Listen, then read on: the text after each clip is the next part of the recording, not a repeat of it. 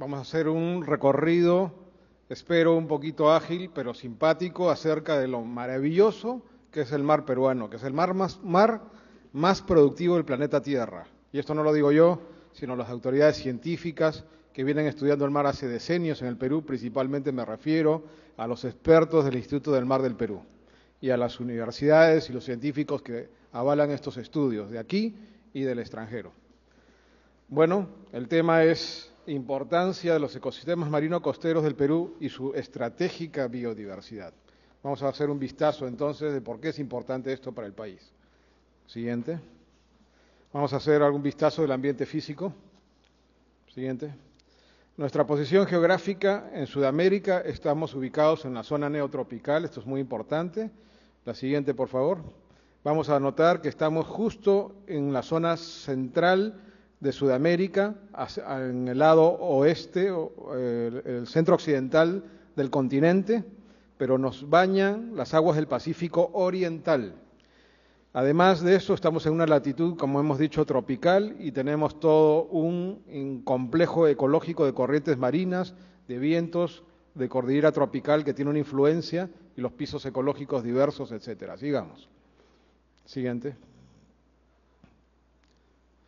Las corrientes marinas mundiales son muy importantes, obviamente tienen influencia del movimiento terrestre de rotación y traslación, principalmente el movimiento de Coriolis y todo el sistema de vientos en el mundo, y la corriente peruana es una de las más importantes, como vamos a ver dentro de un instante. Siguiente. El sistema de corrientes peruana no es una sola, algunos creen que es solo la corriente peruana fría de Humboldt, no, hay todo este tipo de complejo de corrientes y contracorrientes, como la contracorriente sur ecuatorial, la contracorriente sur de Cromwell, la corriente costera peruana, que es la celeste, la corriente oceánica peruana, que es la verde, que es muy importante, etcétera. Siguiente. También tenemos en el mundo, y justamente en los trópicos de Capricornio y Cáncer, en la zona central de la Tierra, zona tropical principalmente, los principales ecosistemas de afloramiento del mundo. Como ahí veremos en las flechas azules es la dirección de las corrientes marinas. Nosotros estamos dentro de la corriente peruana de Humboldt, que tiene todo un circuito celular hasta Oceanía, pasando por la Antártida, parte de Chile, el Perú, y luego a la altura de Piura da la vuelta nuevamente. Y la parte, digamos, granate, las zonas de mayor afloramiento en el mundo. Bueno, sigamos. Este afloramiento costero tiene una influencia de los vientos alisios que hacen que haya un movimiento de superficie de aguas frías y ricas en nutrientes, permitiendo un movimiento convectivo, es decir, de arriba hacia abajo y desde la costa hacia el mar abierto.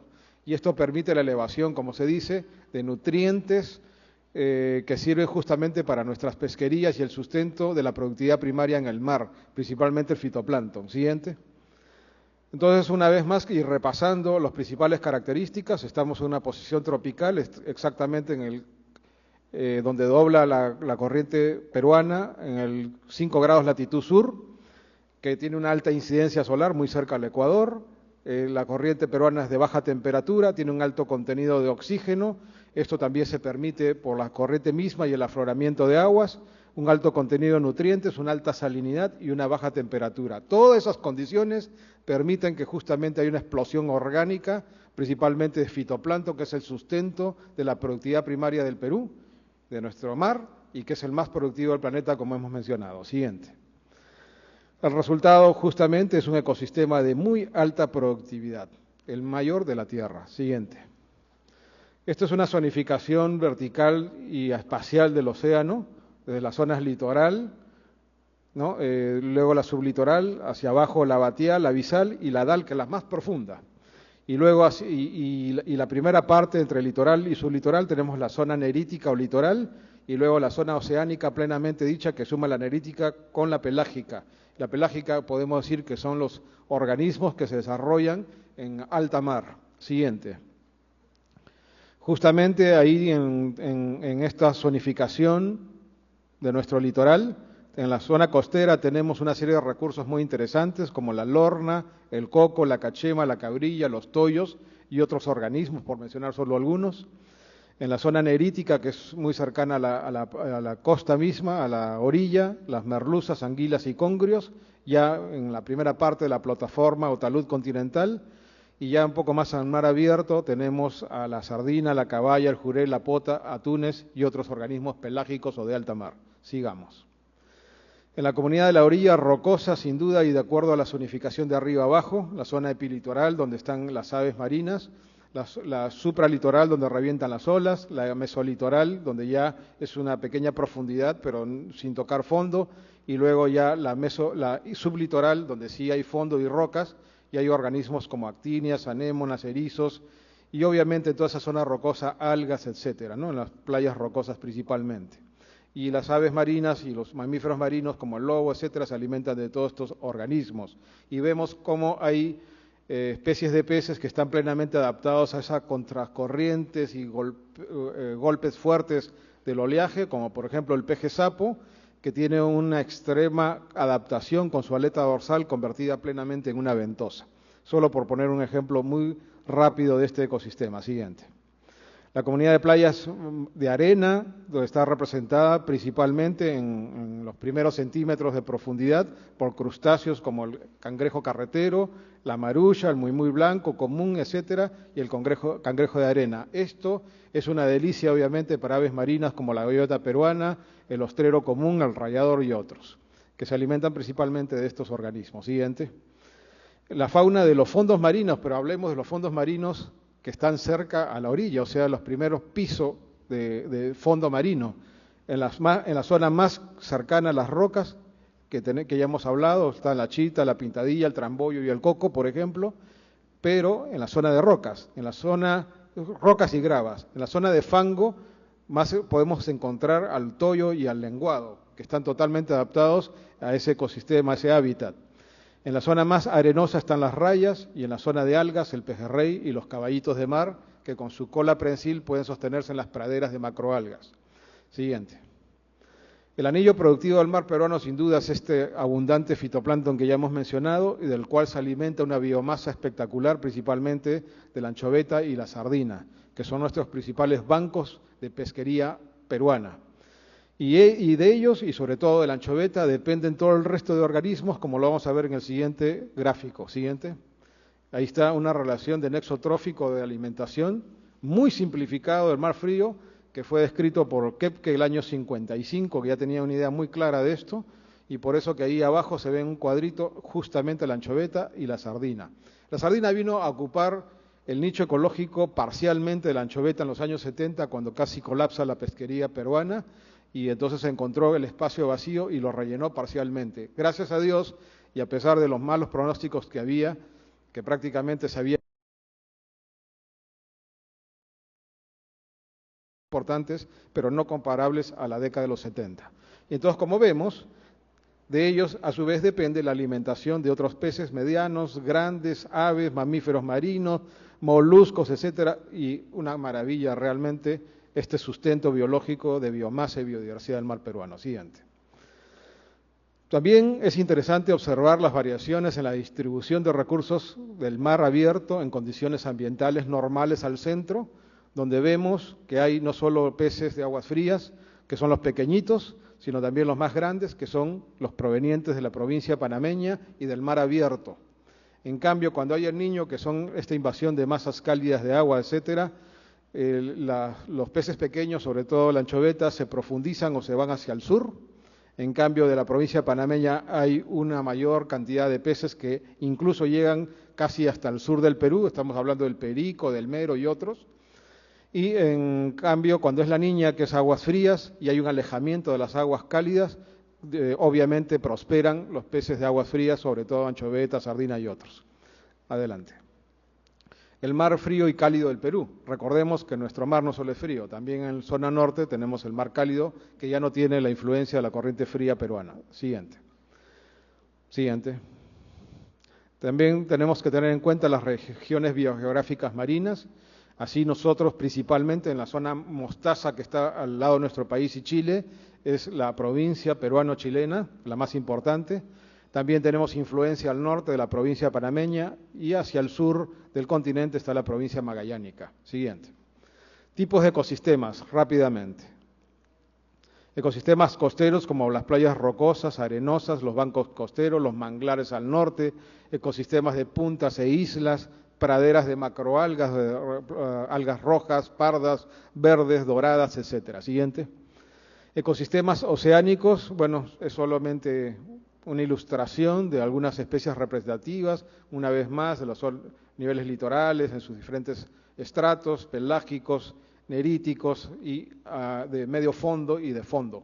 Los peces de fondo sabemos que tienen estómagos elásticos, incluso bioluminiscencia para atractivo sexual y también para encontrar alimento que no es muy abundante en esas profundidades. Siguiente. Ecosistemas asociados a profundidades como cañones marinos y cordilleras submarinas. Entonces estamos viendo que el Perú es muy complejo geográficamente, y no solo en la costa, y no solo en la sierra, en los pisos ecológicos de montaña, sino también a nivel marino. Siguiente. Bienes y servicios que nos da la biodiversidad marina. Siguiente. Alimentos, sin duda, el 20% de la ingesta de proteínas del mundo depende 2.600 millones de personas. Esto es de fundamento y nuestro Perú es una despensa muy importante en este sentido, a pesar de los niveles de sobrepesca que hay en todas las pesquerías del mundo, y el Perú no es una isla en ese sentido. Sigamos. En las pesquerías hay 200 millones que se dedican a esta actividad a nivel mundial. Se basa en el aprovechamiento de gran número de especies de peces, de invertebrados como crustáceos y moluscos principalmente y algas, y en cuanto a peces representan 35 a 40% de las capturas de todos los recursos hidrobiológicos. Siguiente. Protección. Barreras naturales marinas como los manglares y como las formaciones de corales son de fundamento. Retienen los sedimentos, retienen las proteínas, son bancos de crianza de alevinos, de pequeños peces, crustáceos y moluscos, pero a su vez protegen a las poblaciones costeras de los impactos de perturbaciones destructivas. Por ejemplo, Indonesia hace unos años tuvo una par de terremotos desastrosos acompañados por tsunamis, y ellos previamente habían prácticamente destruido sus bosques de manglares costeros. Vinieron las grandes olas y no tuvieron ninguna contención y destruyeron, pues, no solo los bienes materiales, sino muchas vidas humanas que lamentar, cuando no hay un manejo integral de los ecosistemas justamente. Siguiente. Sumideros de carbono, sin duda. Ustedes saben que los bosques tropicales en el mundo, y el Perú es uno de los más importantes, es un sumidero de carbono natural y que hay que cuidar. Sin embargo, el 70% aproximadamente de la renovación de oxígeno en la atmósfera se da a través de los bancos de fitoplancton mundiales, y principalmente el Perú es uno de ellos, así que tenemos bosques, entre comillas, marinos, gracias a esta riqueza de la productividad primaria peruana, y es un gran sumidero de carbono que nos va a proteger en parte del problema del cambio climático. Sigamos. El turismo es una de las industrias más extendidas a nivel mundial, y pueden traer impactos muy severos cuando no es manejado con responsabilidad, y al contrario, cuando un ecoturismo es de punta, es realmente actualizado, está bien informado y preparado, puede ser un puntal para el país que tiene todas estas maravillas que ahora vamos a seguir complementando e ilustrando con las cosas que tenemos. Siguiente. Entonces, una de las características es no solo los paisajes simpáticos de puntas, islas, mar abierto, mar frío, mar cálido, sino además acompañado por una gran biomasa y una abundante biodiversidad en el mar frío y el mar cálido. Siguiente. Por ejemplo, entre la diversidad de fauna y flora marina tenemos peces, moluscos, crustáceos, otros grupos y flora. Y solamente para mencionar algunas cosas importantes, está identificado hasta el día de hoy en el mar peruano 1.070 especies de peces, pero solo se aprovechan 150 especies en términos comerciales. Entonces hay una subutilización del potencial, solo el 14% del potencial estamos utilizando. Eso no quiere decir que hay que depredar, hay que seguir investigando para poder aprovechar otros recursos potencialmente importantes para el país. En moluscos, 1.024 especies identificadas y solo se están aprovechando 40, o sea, el 4%. Estamos utilizando ese potencial. En crustáceo, 480 especies identificadas, utilizamos solamente 25 especies, el 6% de ese potencial. Miren esa riqueza potencial de este país, nuestro. Otros grupos, tenemos reptiles, aves, mamíferos, y flora, 754 especies identificadas entre las microalgas y las macroalgas. Sigamos. Diversidad de la fauna marina. Bueno, una vez más, para poder destacar esta subutilización de un recurso muy importante como es la pesca de peces. Siguiente. Principales recursos pelágicos, neríticos y oceánicos. Entre los neríticos, cercanos a la costa, el anchovete más cercanos a la costa, digamos, anchovete y sardina, y los demás adentro, jurel y caballa. Siguiente.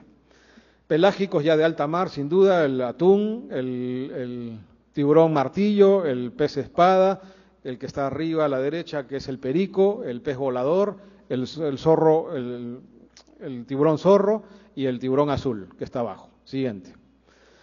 Recursos demersales y litorales, merluza, caballa, cachema, estoy hablando de los más importantes que el Perú tiene como biomasa, cabinza, pejerrey, langostino, cojinova y un recurso muy interesante que es este molusco gigante o este calamar gigante que es la pota. Siguiente.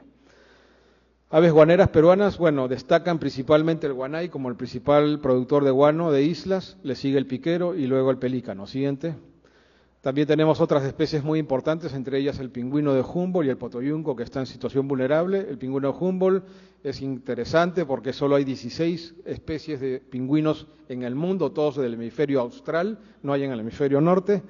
Y este es el segundo más norteño de todos, que ocupa Chile y Perú, pero es la especie que está en mayor riesgo de las 16, y es el nuestro, ¿no? Está protegido como especie en vía de extinción por un decreto supremo del Ministerio de Agricultura del año 99. Siguiente. Tenemos tortugas marinas que hasta hace no mucho se pensaban que solo pasaban por nuestros mares, pero hoy en día se han descubierto islas y puntas donde nidifican, lo cual es un nuevo aporte a la ciencia que es muy importante. Y tenemos la primera de la izquierda arriba, que es la tortuga verde, la de la derecha, que es la tortuga dorso de cuero, la que está más abajo, la tortuga carey, la que está a la derecha, la dorso de cuero, que es la Dermochelis coriacea, y la careta. Siguiente. Amenazas, bueno, hay de diferente tipo, comportamientos de pesca poco sostenibles, hay incluso algunos que usan malas artes de pesca, venenos, explosivos como dinamita, y eso está altamente prohibido en el mar del Perú. Y consumo de carne de tortuga, que está prohibido también. Adelante. Como también la del delfín, mal conocido como chancho marino, y que está prohibido, y no solo fresco, sino como encurtido muchame, que en algunos restaurantes y algunos centros comerciales hace unos años todavía se comercializaba. Y eso que debe quedar muy en claro que las autoridades en sus diferentes niveles de gobierno tienen que velar porque se cumplan las leyes ambientales en el país. También mamíferos marinos que están en las puntas e islas, como el lobo chusco y el lobo fino. Siguiente.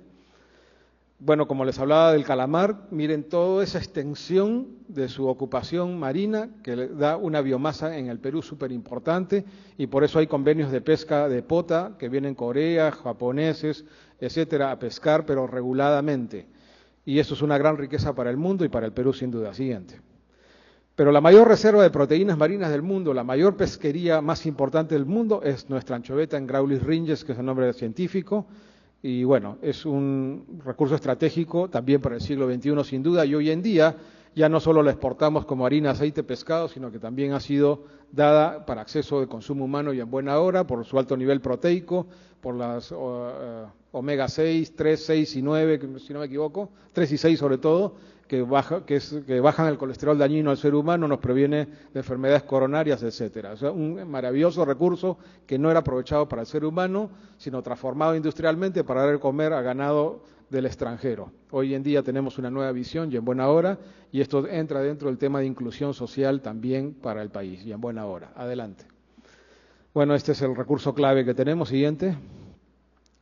En principales invertebrados a todo lo largo de nuestro litoral y en buena hora, conchas, caracoles, pulpos, etcétera. Siguiente. Macroalgas muy importantes, tenemos praderas de macroalgas y espectacularmente en el país, solo que no las hemos sabido aprovechar. Han venido de Chile y de China a sacarse las algas masivamente, han subcontratado o contratado pues paupérrimamente a gente pobre del litoral y a pescadores para que las acopien, las sequen y las exporten para hacer cosméticos y otros productos en base a estas macroalgas, y nosotros no lo hemos sabido manejar. Hoy en día empezamos a manejarlas ya y a darnos cuenta que era un recurso que no sabíamos aprovechar. Cuarto potencial subutilizado o mal utilizado. Siguiente. Entonces el Perú sin duda es un país de oportunidades, por ejemplo, ecoturismo, acuicultura y todo lo demás que ahí se indica. Siguiente y la siguiente. Vamos a ver algunos recursos potenciales y perspectivas muy rápidamente. Siguiente. Por ejemplo, este pequeño crustáceo que es la múnida, se vende espectacularmente al extranjero como camarón coctelero de gran aceptación por su buen sabor, y es una de las potencialidades que tenemos, también subutilizado hoy en día. Siguiente, pero ya le estamos dando el interés y la posibilidad. La centolla, que es un cangrejo de profundidad grande y que también está siendo comercializado principalmente al oriente, a mercados como Japón, y ese es el tipo de redes especiales como jaulitas que se van al fondo para poder capturar, se llaman nazas. Siguiente. Otras especies de captura potencial, el bagre con 10 a 20 mil toneladas por año, en forma tímida se está sacando, el pez negro y el pez rata de 1 a 2 mil toneladas, y algo interesante, el pepino de mar, que muchos creen que es inservible, pues en mercados europeos y asiáticos son muy solicitados y se está sacando entre media tonelada y 1 tonelada anual para probar, y como resultado pues se van a sacar más, pero ojalá sea racional la extracción, ¿no? Siguiente. El mar frío de la corriente peruana, el más productivo y rico del planeta, una vez más. Siguiente. Tiene enormes colonias de aves marinas que son soportadas debido a esa biomasa, sobre todo anchoveta, y nos da pues el guano de islas tan importante en nitratos y fosfatos. Siguiente. Cetáceos, el Perú de 83 especies que hay en el mundo tiene 36, 34 ubicados en nuestro mar y 2 en la Amazonía, el delfín rosado y el delfín del Atlántico, y hay una ley del año 96 que declara a las especies de cetáceos menores como especies legalmente protegidas, prohibiéndose su extracción, comercialización y procesamiento. Y eso tenemos que hacer cumplir todos los peruanos. Siguiente. El mar tropical del norte, no nos olvidemos, donde están nuestros manglares, ricas playas, hermosas playas y una biomasa y unos platos gourmet especiales. Siguiente.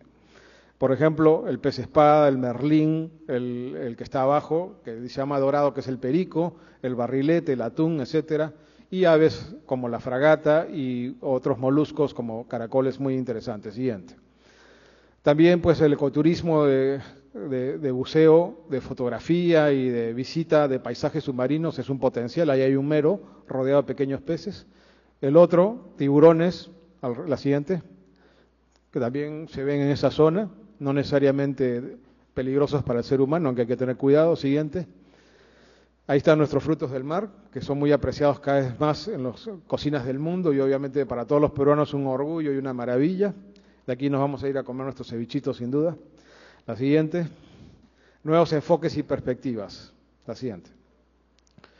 Bueno, ya no hay el enfoque clásico poblacional de solo medir las pesquerías por unidad poblacional de stock, sino que ahora se hace por unidades ecológicas. Cómo están interactuando los organismos, si yo le saco una cantidad de recursos o de tal especie, cómo va a afectar a la otra y a la otra. Todo eso ya se está trabajando en dinámica poblacional, que el Perú ha avanzado y felicitamos en este sentido a IMARPE, que está haciendo un trabajo muy profesional, muy científico en este sentido. Siguiente. Siguiente. Vamos a pasarla.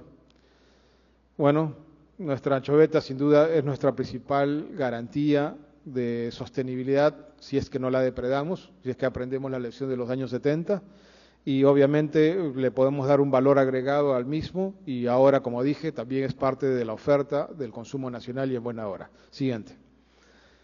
Siguiente, vamos a pasar eso.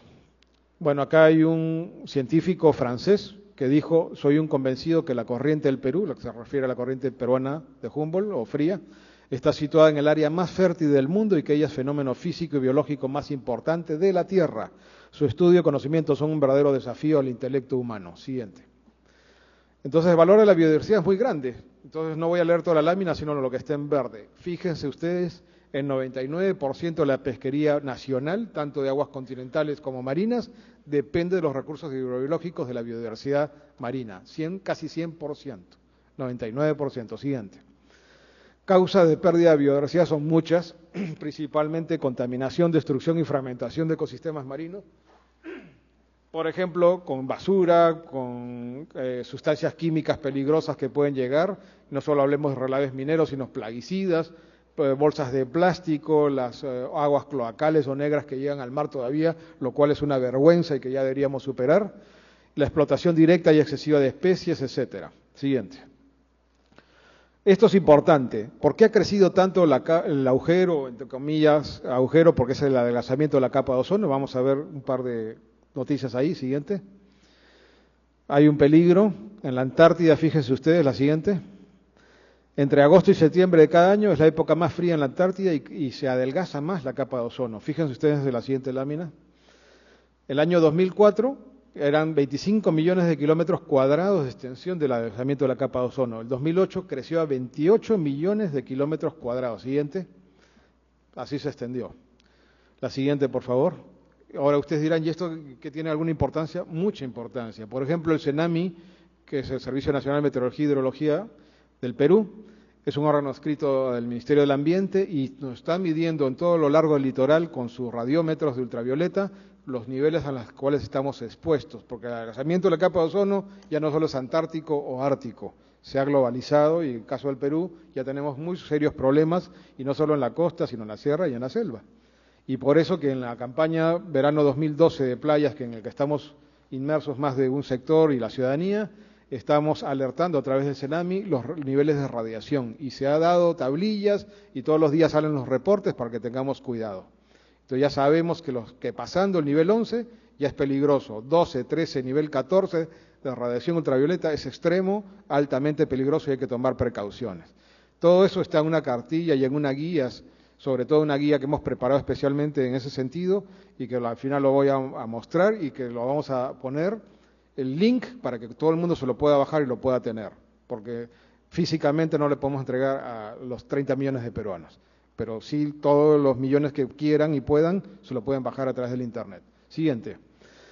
Muy bien, esto es sumamente importante porque aparte de que si nosotros nos sobreexponemos a la radiación, que no solo es infrarroja sino ultravioleta, podemos tener problemas de cáncer a la piel, tenemos problemas de cataratas, o sea, ceguera, podemos tener problemas de daños irreparables, sí, hay que seguir pasando, de daños irreparables en el ADN de las plantas, en los efectos de la agricultura, porque toda esta simbiosis maravillosa de las bacterias Rhizobium que permiten nitrificar al suelo, gracias a esta simbiosis con las leguminosas, se ve afectado por la radiación ultravioleta, y acá abajo es algo muy interesante, pero también peligroso, porque debido a ese crecimiento del adelgazamiento en la zona antártica, ya el año 2002, si no me equivoco, se había detectado que había 25% menos fitoplancton en la biomasa normal de la Antártida.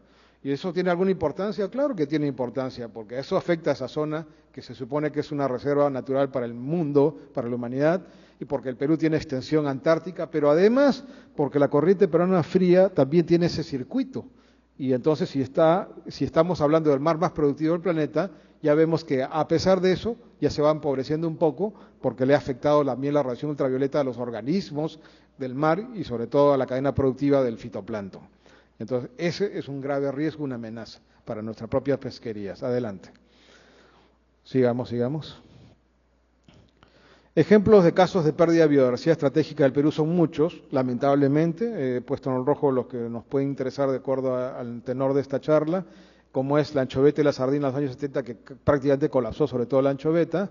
Eso trajo como consecuencia la mortandad de aves marinas impresionante y nos quedamos con menos guano, la sobreextracción del guano mismo, el pingüino de Humboldt que está amenazado, ya lo dijimos, lobos marinos solo tenemos 2 y en poblaciones reducidas y encima son enemigos, entre comillas, del pescador artesanal porque a su vez tiene la competencia de la pesca industrial sobredimensionada, lo cual es un problema, y cetáceos mayores que hemos sobrepescado como la ballena azul que queda muy poco en el litoral peruano, etcétera. Entonces hay que ordenar el mar y mucho. Pero estas son las lecciones, ojalá aprendidas, que podamos tener en mente para no repetir estos errores. Siguiente. Acciones favorables y uso sostenible de la megadiversidad peruana. Econegocios con sustentabilidad, lo hemos visto como es posible el ecoturismo, la acuicultura en selva es extraordinaria, INI ha hecho un excelente trabajo. Ahora la cachema, el boquichico, la doncella, el paiche, etcétera, ya están sirviendo a comunidades porque han aprendido cómo manejarlo adecuadamente y están utilizando los excedentes de población y repoblando zonas que antes habían sido depredadas.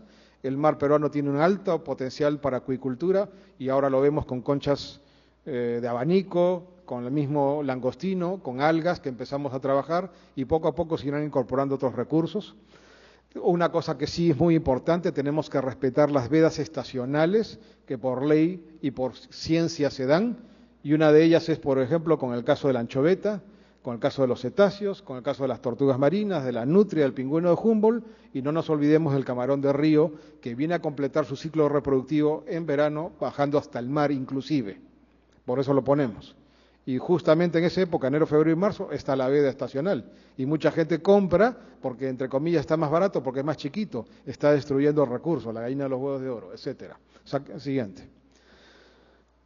Bueno, siguiente, eso lo podemos después. Por eso viene a nuestro auxilio una herramienta muy interesante, ya estamos en la parte final, que es la educación ambiental que promovemos, que es fundamental para generar estos conocimientos, estos valores y estas prácticas que nos permitan pues tener una visión a futuro, un desarrollo sostenible que todos queremos, con una población consciente, que además sea responsable, como lo dijo Lisela al principio, que significa que es conocedora de sus derechos, que sabe reclamar, pero también de sus responsabilidades, y también es propositiva, no solo quejosa, que no está de más quejarse cuando hay argumentos, pero también es bueno aportar con un buen comportamiento, con buenas prácticas, con prácticas armónicas, con no destruir, con no contaminar, con no depredar, con hacer caso a la legislación ambiental peruana, que es muy buena, pero también aportando ideas y sugerencias a sus propias autoridades.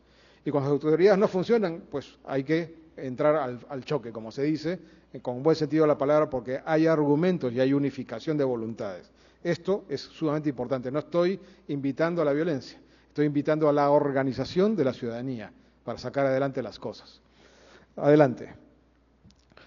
Por ejemplo, hemos tenido participación en las campañas del año pasado, que hemos tenido pues oportunidad de hacer juegos ecológicos, de crear, de incentivar la creatividad y el arte en nuestros peruanos. Ahí hay unas esculturas en arena maravillosas, en un ratito lo hacen nuestros peruanos. Campaña con jóvenes voluntarios que limpian las playas, juegos, pasacalles con banderolas, que la gente se iba entusiasmando, aplaudiendo, se iban entregando volantes, stickers, y todo esto es muy bueno, pero que no sea fugaz, que sea permanente. Y todo este tipo de metodología aprendida, y que también hemos trabajado asociados con algunas ONGs, como Planeta Océano, ahora con Ciudad Saludable, que se difunda, por favor, y sea asumido por nuestras autoridades en todos los niveles de gobierno. Siguiente. Bueno, es toda la serie de actividades que ahí desarrollamos. Siguiente. En este año, campaña verano 2012, pues con todas estas lecciones aprendidas, con toda esta experiencia, queremos seguir contribuyendo junto con otros sectores y la ciudadanía, las ONGs y universidades. Adelante. La meta es fortalecer estos cambios de actitud en la ciudadanía marino-costera, en que nuestras autoridades, los 124 distritos marinos costeros del Perú, nos unifiquemos en un gran compromiso de acción, siguiente, para manejar y cuidar nuestra gran biodiversidad, para cuidar nuestra salud humana y la de nuestros recursos. Siguiente. No permitamos que nuestras playas sean un basurero, porque el Perú no lo es, no lo merece. Siguiente. Invitamos a las municipalidades a tomar iniciativa también en el concepto de capacidad de carga, que quiere decir que siempre un ser humano necesita la distracción, el esparcimiento, la recreación. Las playas en verano es un lugar lindo para hacerlo, pero cuando está sobresaturado con población humana así, ya no se vuelve un descanso, sino un estrés adicional. ¿De qué sirve? Y además se le va de las manos a las autoridades porque colapsan los servicios públicos de recolección de residuos. Entonces deberíamos decirles hasta acá, señores, su visita, pasen a la siguiente playa, porque acá está saturada o se está saturando. Esto sería muy interesante empezar a trabajar así, como lo hacen otros países. Siguiente. Eduquemos a nuestros hijos o ciudadanos desde que son pequeños, porque ellos nos observan, nos imitan, y en base al ejemplo podremos educarlos. Así es como se educa. Siguiente. Y no solo con teoría. Las empleadas y empleados de limpieza pública de los municipios, nuestro respeto, pero ellos no son los únicos llamados a limpiar las playas. Es mejor no contribuir con residuos, hay que minimizarlos, hay que evitarlos. Y para eso hay tachos que están colocados especialmente con inversión pública en esos lugares para colocar ahí nuestros residuos, y si por alguna razón no los hubiera, nos los llevaremos o a nuestra casa o en otros lugares donde sí los hay. Siguiente. Las playas limpias con recursos hidrobiológicos saludables, nuestra biodiversidad, lugar de esparcimiento adecuado y agradable para las personas y para nosotros mismos, obviamente. Siguiente. Todo este tipo de rol de actores de gobiernos locales y ciudadanía están en nuestro guía de campaña verano 2012, que la vamos a mostrar muy pronto. Siguiente.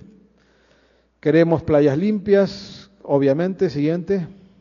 Recordemos siempre que tenemos que cuidar el mar, no queremos playas sucias, que las playas no son un basurero. La siguiente, la siguiente. Acá hay un reporte que estamos haciendo en todas las playas con la ayuda de nuestros gobiernos locales y regionales. Y acá se pone, pues, por ejemplo, el nombre de las personas, o perdón, del municipio que está participando, la fecha, la playa o lugar, una breve descripción de la actividad que se realizó a favor de esta limpieza de playas, de este cuidado de la biodiversidad, quiénes se involucraron, qué resultados se lograron y qué dificultades se han observado para seguir aprendiendo y seguir mejorando el programa año a año. Siguiente. Y como les decía, todo está en nuestra guía de educación ambiental de zonas marino-costeras, con un lema este año: cuidar las playas, cuidarnos del sol por la radiación ultravioleta principalmente, que además el Ministerio de Educación y Salud también están muy participativos en este asunto, alertando a la población, y en buena hora. Mis felicitaciones. Y termino pues con esta frase para pensar y actuar. Al final solo conservaremos aquello que amemos, solo amaremos aquello que entendamos y solo entenderemos aquello que nos sea enseñado con el ejemplo, con sabiduría y bondad. ¿Quién lo dijo? Baba Dioum, un conservacionista africano de Senegal, el año 2001. Siguiente. Campaña verano 2012, cuidar las playas, cuidarnos del sol, presentación. Bueno, esta es una presentación que está en nuestra web, les invito a visitarla. Ese es el link exactamente con el cual ustedes pueden bajarse todo este tipo de guías instructivas, de las fichas, de reporte, las herramientas para su implementación y las cartillas 1, 2 y 3, que ahorita se las presento. Ahí está el link si quieren copiarlo. La cartilla de radiación solar justamente, o la siguiente, la de biodiversidad marino-costera, la siguiente, residuos sólidos. Y bueno, esa es nuestra contribución. Les agradezco por su atención. Espero que haya servido un poquito para poder valorar más esta maravillosa regalo que nos ha hecho la naturaleza y Dios, como es el mar más productivo del planeta. Muchas gracias.